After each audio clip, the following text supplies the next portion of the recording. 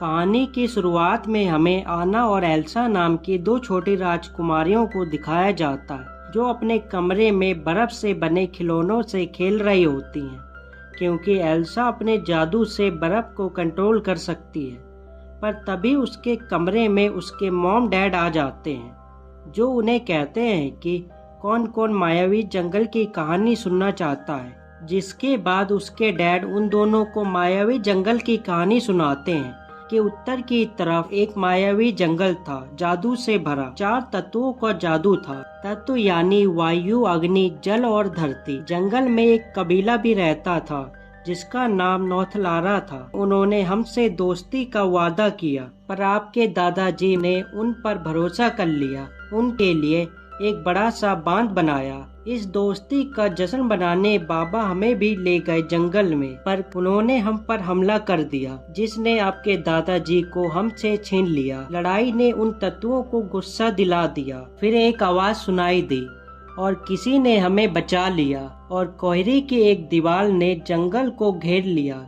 ना कोई अंदर जा सकता और ना ही कोई बाहर आ पाया, इसलिए हम सुरक्षित हैं और अब तुम दोनों को सोना चाहिए। आज के लिए इतनी कहानी बस। ये कहकर ये दोनों वहाँ से चले जाते हैं और यहाँ से सीन कट करके हमें कुछ सालों बाद दिखाया जाता है, जब ये दोनों बड़ी हो गई होती हैं।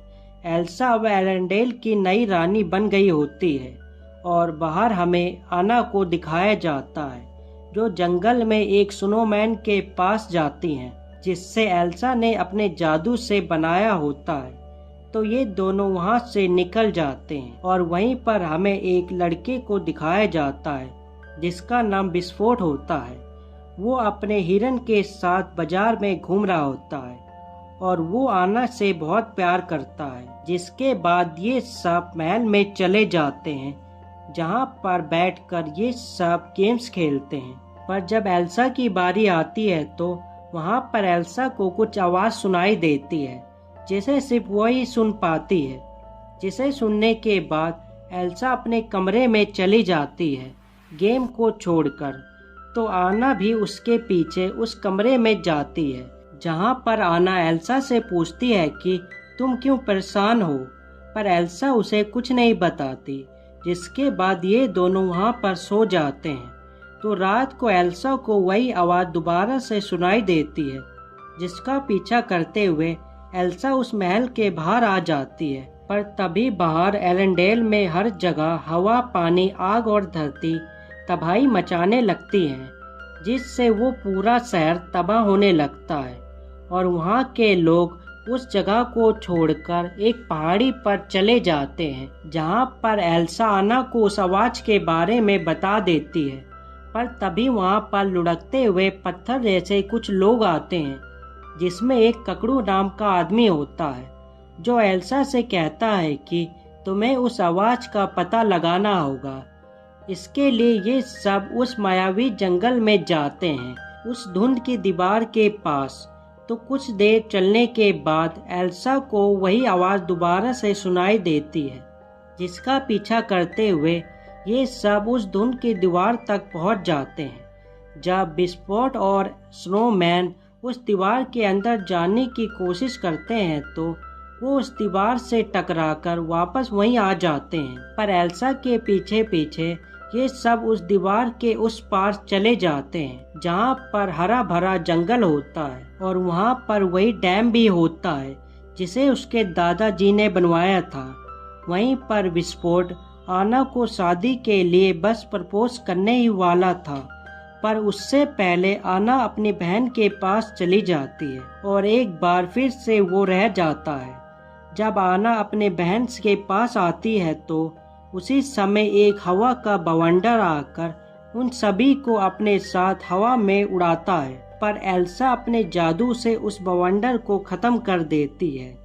जिसके बाद वहाँ पर हमें बर्फ की कुछ मूर्तियाँ दिखाई जाती हैं, जिसमें से एक मूर्ति उसके मॉम डैड की भी होती है, जिससे उन्हें पता चलता है कि उस रात उसके डैड की जान उनकी मॉम ने ही बचाई थी। पर तभी वहाँ पर कुछ जंगल के लोग आ जाते हैं और दूसरी तरफ से एरेंडेल के सिपाही भी, जो एल्सा और उसके दोस्तों को पकड़ने की कोशिश करते हैं, पर एल्सा अपने जादू से उन्हें रोक देती है और उन्हें बताती है कि मैं एरेंडेल की नई रानी हूँ। जिसके बाद एरेंडेल के सिपाही भी उसके साथ खड़े हो जाते हैं, पर एल्सा कहती है कि मैं यहाँ पर लड़ने के लिए नहीं आई हूँ, मैं तो सिर्फ बस उनकी मदद करना चाहती हूँ। जब ये सब बात कर रहे होते हैं तभी वहाँ पर एक रोशनी आकर उस जंगल में आग लगा रही होती है, जिससे लोग इधर उधर बचकर भागते हैं। पर एल्सा उस जगह की आग बुझाते हुए उस रोशनी का पीछा करती है और उसे पकड़ लेती है, जिससे उसे पता चलता है कि ये तो सिर्फ एक छोटा सा जीव है। तो वो जंगल वाले लोग उन सब को अपने साथ अपने जंगल में ले जाते हैं, जहाँ पर एक लड़की एल्सा को उस पांचवें तत्व के बारे में बताती है, जो हमारे और कुदरत के जादू के बीच की कड़ी है। पर तभी वहाँ पर वो धरती दानव आते हैं, जिसे देखकर वो सब लोग छुप जाते हैं और उनके जाने के बाद ये लोग उस आवाज को ढूंढने के लिए निकल जाते हैं। और दूसरी तरफ विस्फोट एक जगह में आना को प्रपोज करने का प्लान बना रहा होता है। तो कुछ देर चलने के बाद ये लोग एक जहाज के पास पहुंच जाते हैं। ये वही जहाज होता है जिसमें उसके मॉम डैड गए थे। जब ये उस जहाज के अंदर जाते हैं तो उन्हें वहाँ पर उनकी मॉम डैड का एक लेटर और एक एतोहालन का नक्शा मिलता है। ये एक जादुई नदी है जिसके पास बीते कल का हर जवाब होता है। जब ये उस जहाज के बाहर आते हैं तो आना भी एल्सा के साथ एतोहालन में जाना चाहती है, जो काले सागर में है। पर एल्सा उन दोनों को अपने जादू से एक बर्फ की बोट बनाकर वहां से दूर भेज देती है और वो दोनों बहते हुए नदी में पहुंच जाते हैं, जहां पर नदी के किनारे वो बड़े बड़े धरती मानव सो रहे होते हैं।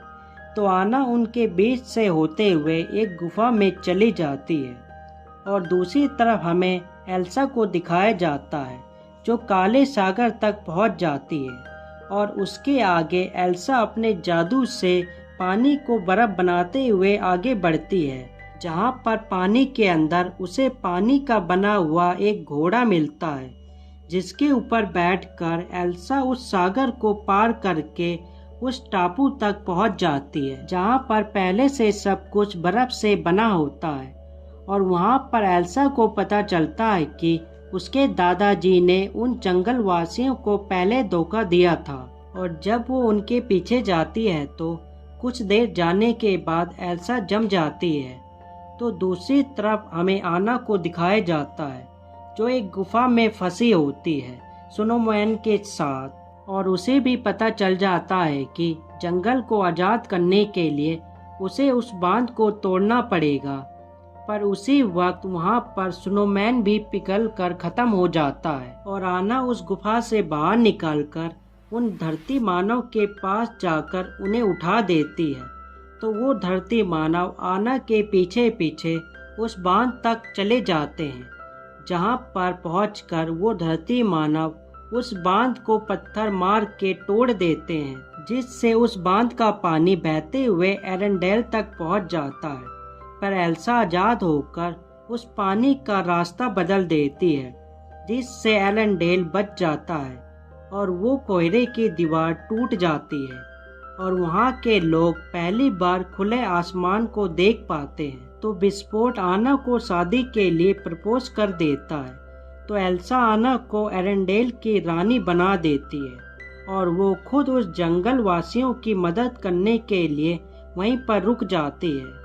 और ये मूवी यहीं पर ख़त्म हो जाती है और हम मिलते हैं एक नई मूवी के साथ अगली बार एक बेहतर एक्सप्लेनेशन के साथ।